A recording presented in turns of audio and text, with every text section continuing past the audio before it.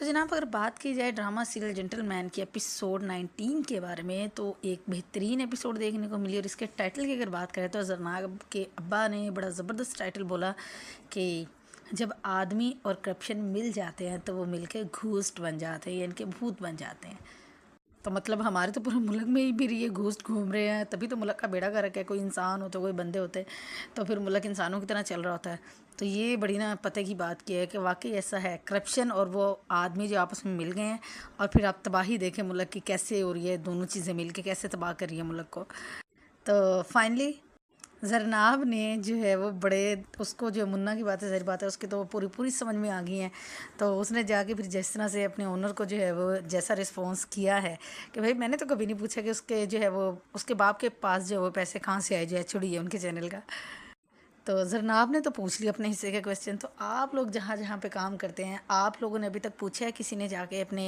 उससे बॉस से कि भाई उसके बाप के पास पैसे कहाँ से आए थे उस बिज़नेस को जो वो स्टार्ट करने के लिए? जिस दिन ये वाला क्वेश्चन पूछना शुरू कर दिया ना, अच्छे अच्छों की छुट्टी होगी, अच्छे अच्छों के जो कारोबार है ना, वो आप या तो बदलते देखेंगे या फिर आप बंद होते देखेंगे। तो कोई एक काम तो होगा ही होगा। और लास्ट एपिसोड में जो लास्ट सीन के अंदर मुन्ना ने जो है वो रहमती से बात की थी, तो वो जो गुफ्तगू थी उसका एग्जैक्ट जो उसको वर्ड जो था नॉमिनेट जिसने उसको करना था, ये डिफ़ाइन करना था, वो क्या था? टेरिफाइंग जो है वो गुफ्तगू जो उसने की थी। तो बड़ी उसने कोई जो है वो फायरिंग की थी। खैर से बुलेट तो नज़र नहीं आ रही थी, बट उसने जो वो अच्छी खासी रख के फायरिंग की थी रहमती पे, मुन्ना ने लास्ट एपिसोड में।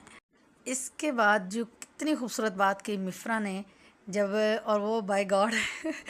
कि जिस किस्म का ये चवल ये फारिस अहमद जैसे उसने शराब पी हुई थी और फिर उसने कॉल करके जो कुछ भी जरनाब को बोला, और आगे से जरनाब ने जो रख रख के उसको जवाब दिया ना, सही उसने बताया कि भाई तुम डीसी हो गए अपनी जगह पे,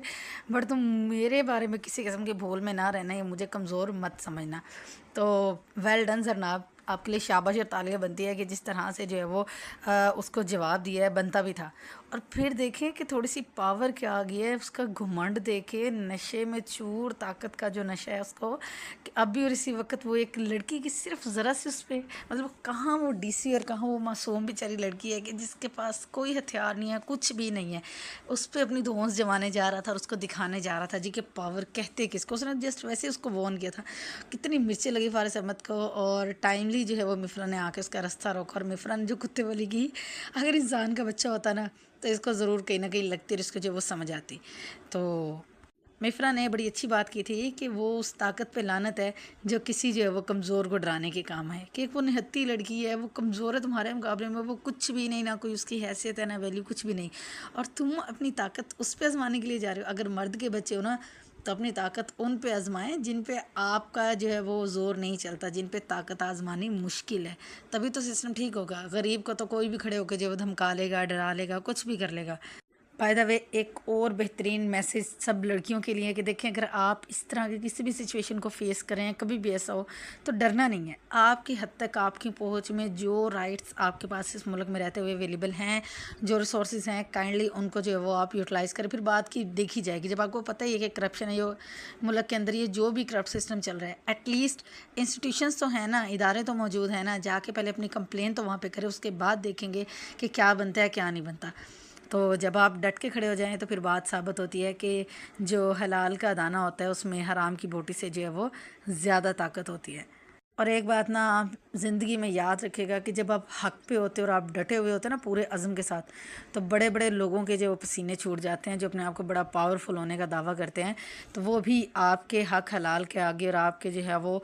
मतलब आपकी हैबिट से जो है वो खौफ खाते हैं वो लोग, कि जब देखते हैं कि जी आगे कोई सच्चाई का दावेदार खड़ा हुआ है, सच्चा इंसान जो है वो लड़ने वाला आगे खड़ा हुआ है, तो बड़े बड़े करप्शन करने वालों के पसीने छूटते हैं। बस बात सिर्फ इतनी होनी चाहिए कि आप हक पे हो, आपके अंदर करेज हो, आप राइट साइड पे हो, और आपको अच्छे से आता हो दूसरे को बताना, उसकी हद, उसकी लिमिट्स, उसको जो है वो याद करवाना।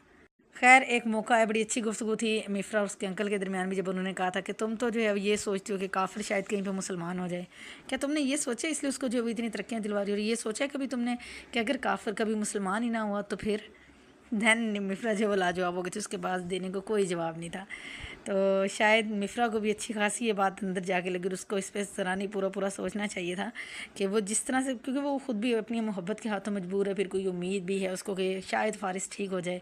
तो जिसने कि ठीक होना ही नहीं, जिसने उस बंदी की कदर नहीं की जो कि बिल्कुल उसके लेवल की थी, और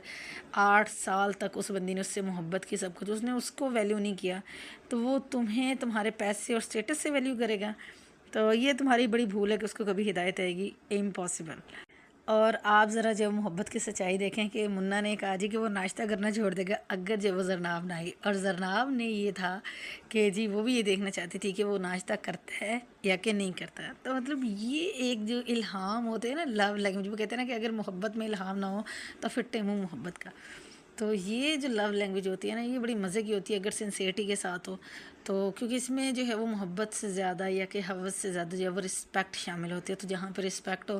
तो फिर जो है वो हर चीज़ खूबसूरत लगती है। और होप्स हो कि दिलबर ने जो है वो, क्योंकि उसने जरनाब ने उसको अपनी कसम दी थी तो उसने उसको बता दिया होगा, अभी पता नेक्स्ट एपिसोड में चलेगा कि जी मुन्ना भाई जो है वो एक्चुअली किससे मोहब्बत करता है। तो जिस तरह से वो हंस के आ रही थी, तो अब देखेंगे कि उसको पता चला है या नहीं चला है। और फारस अहमद साहब जो कि डीसीओ बने हुए हैं, जिसको किसी किस्म का लिहाज नहीं है, और जिस तरह से पुलिस वाले ने जी उसको फ़ोन किया था कि आपकी मंगेतर कंप्लेन करवाने के लिए आई हुई है, और फिर जिस तरह से आगे से उसने उसको ट्रीट किया, मतलब इसी तरह से होते हैं। और फिर जो फारिस अहमद ने बड़ी अच्छी बात की, उसने सरकार की जो डेफिनेशन बताई ना कि ये जो है सरकार का हुक्म है, और सरकारी हुक्म में जो उसने फ़र्क बताया वो यही था कि देखिए जहाँ पे डीसीओ बैठेगा, बेशक वो होता सरकारी मुलाजिम है, लेकिन हुकूमत कहाँ पे बनेगी, सरकार कहाँ पे बनेगी, जहाँ पे डीसीओ बैठेगा। तो जनाब ज़रा नहीं पूरा सोच लीजिए कि हमारे मुल्क का सिस्टम क्यों ख़राब है, कौन लोग हैं जो रियल कल्प्रिट हैं, कौन से ऐसे जेंटलमैन हैं जो रियल टाइम गुंडा हैं और जेंटलमैन बन के हमारे मुल्क का बेड़ा गर्क कर रहे हैं। तो जनाब ये पढ़े लिखे जेंटलमैन, पढ़े लिखे गुंडे जो है ना, यही अपनी बदमाशी कर रहे हैं, और मुल्क जो है वो पाताल की तह तक में जो है वो उतर चुके हैं।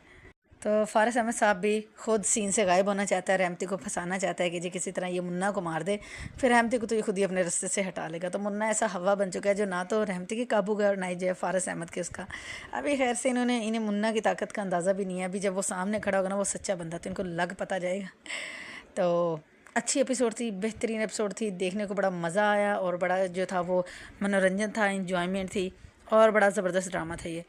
और इवन कि मुन्ना भी जो है इस चीज़ सोच रहा है कि रहमती क्यों मिलना चाहता है, वजह क्या है।